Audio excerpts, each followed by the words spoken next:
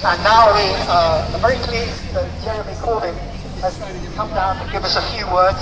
He's putting a bill through Parliament today, so he has very little time, but we're very grateful to Jeremy to come speak to us.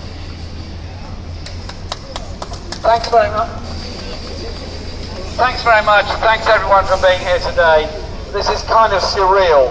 At the moment, just down the road, 300 metres away, the House of Commons is debating a very good bill which would put on the face of legislation a requirement that this and all future governments commit 0.7% of our GDP to overseas aid.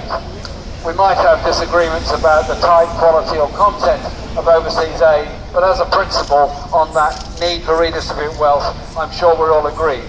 And we're going to have a vote shortly. We must have at least 100 MPs there to support a procedural motion to ensure the vote itself can take place. So you'll understand if I rush back, because I want to support that.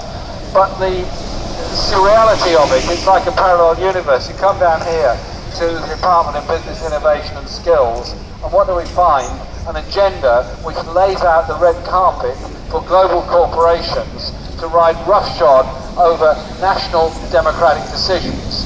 We are rightly very concerned about the National Health Service.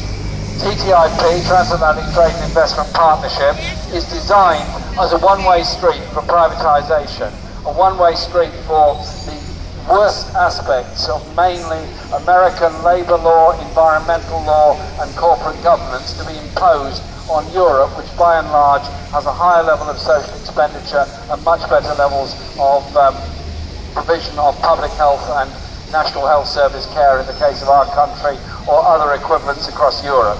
That's why we need the public to understand that democracy is under threat by the elephant on the globe. The elephant on the globe being the lobbying power and the corporate power of a small number of global corporations, mining companies, distribution companies and banks who can ride roughshod over democracy. What we're doing here today outside this building is asserting our democratic right to decide what health service we want, what level of social redistribution we want, and that global corporations must accept the power of democracy and not ride roughshod and undermine it as they're trying to do at the present time. That's why TTIP is such a very bad thing, and why TTIP must be opposed, but above all within the education campaign, so that people understand just what it's about and just what the threat is that it represents. Thank you very much for being here today.